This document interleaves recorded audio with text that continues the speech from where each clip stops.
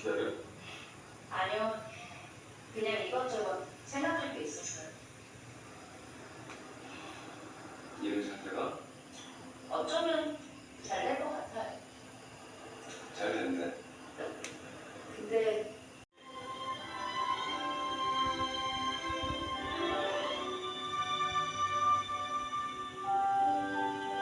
잘해봐요, 김재현 씨.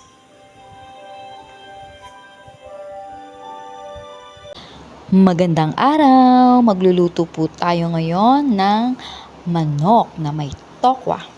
Kung ang baboy may tokwa, ito naman ay manok na may tokwa. Lagyan po natin ng mantika, painitin muna natin. Pag mainit na, ay pwede na po nating igisa ang sibuyas. Hintayin muna natin. Ayan, pwede na. Hayaan muna nating maluto ang sibuyas. Pag madilaw-dilaw na, ay pwede na po nating ilagay ang tokwa. Nakaprito na po ito, kaya mabilis na pong maluto. Igigisa na lang natin. At isusunod naman natin ang pritong manok.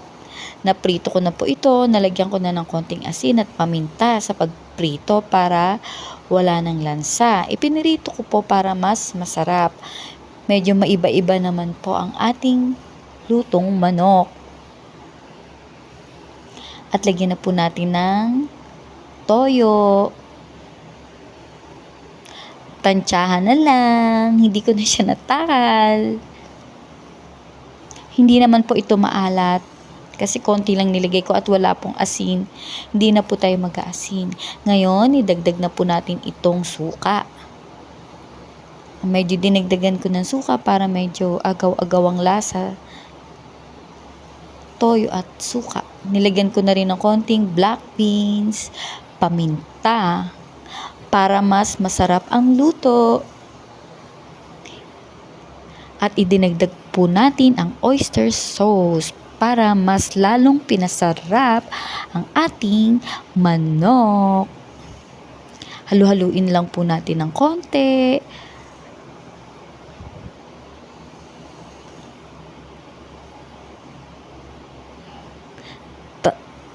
Lagay na po natin ang sili, pula at berde, pang-alis din ng lansa at pampagana sa pagkain. Takpan natin, hayaan nating maluto. At pagluto na, labas na ang linamnam niya, ay pwede na nating tikman. Lagyan muna natin ng konting tubig kasi para hindi masunog. Wala pa po kasing tubig. So, para lumabas pa ng mabuti yung lasa ng manok. Ayan, pag pwede na po siyang tikman.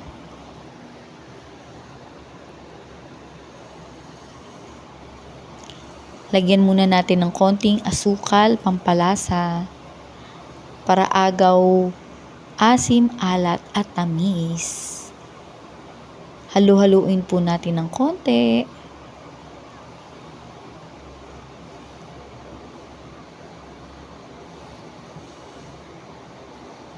Takpan muna natin hanggang sa maluto. At pagluto na, subukan natin, tikman kung masarap. Ayan, masarap na, yummy yummy. Thank you for watching.